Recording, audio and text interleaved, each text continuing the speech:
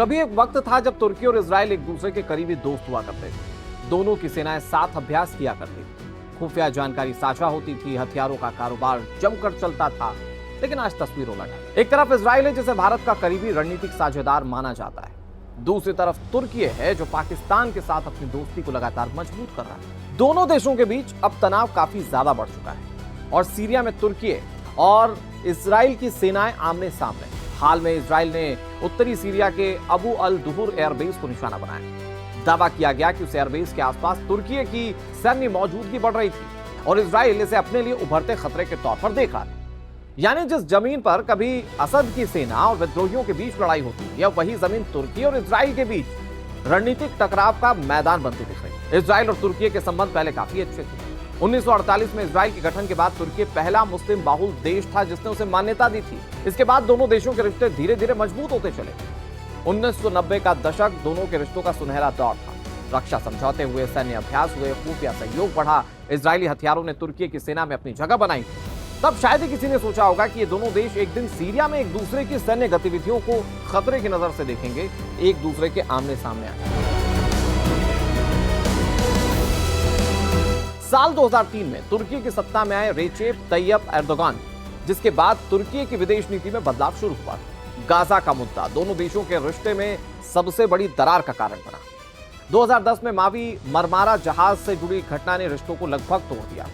Gaza के लिए सहायता लेकर जा रहे इस बेड़े पर इजरायली कमांडो कार्रवाई में 10 तुर्की नागरिक मारे गए थे, जिसके बाद अंकारा और तेल अवीव के बीच रिश्ते इतने खराब हुए कि राजदूत तक वापस बुला लिए गए।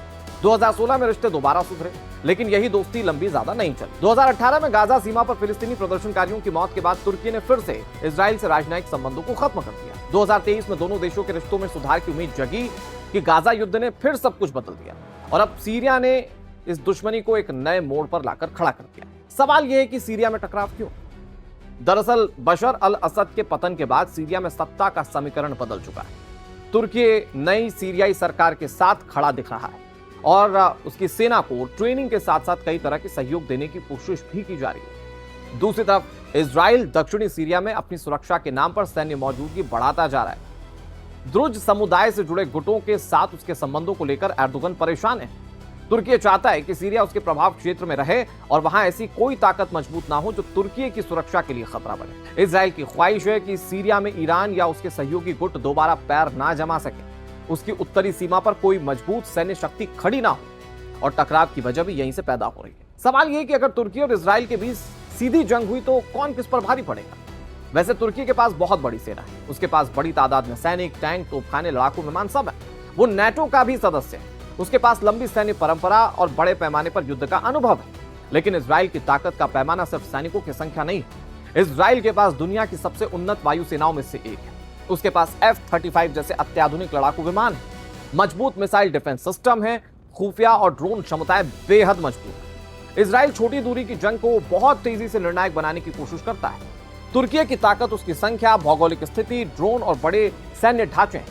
इजराइल की ताकत तकनीक, खुफिया जानकारी, एयर पावर और सटीक हमले हैं। इसीलिए अगर दोनों देशों के बीच सीधा युद्ध होता है तो सवाल सिर्फ ये नहीं होगा कि किसके पास कितने सैनिक हैं। सवाल ये होगा कि पहला हमला करेगा कौन, किसकी वायुसेना पहले बढ़त हासिल करती है, युद्ध कितना लंबा चलता है और यह तनाव युद्ध में बदलता है तो यह केवल तुर्की और इजराइल के बीच नहीं रहेगा, बल्कि तुर्की नेटो का भी सदस्य है। हालांकि नेटो की सामूहिक रक्षा व्यवस्था का मतलब यह नहीं है कि तुर्की के किसी भी युद्ध में बाकी सदस्य अपने आप को लड़ने के लिए उतर आए।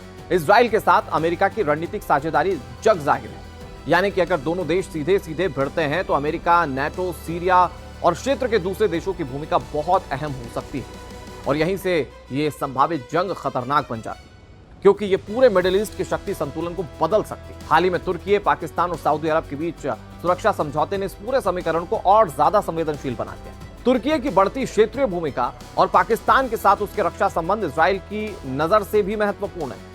यानी एक तरफ तुर्की अपना प्रभाव बढ़ा रहा है, दूसरी तरफ इजराइल सीरिया और आसपास के इलाकों में अपने सुरक्षा हितों को मजबूत कर रहा है। इसी वजह से दोनों देशों के बीच टकराव की आहट सुनाई दे रही है।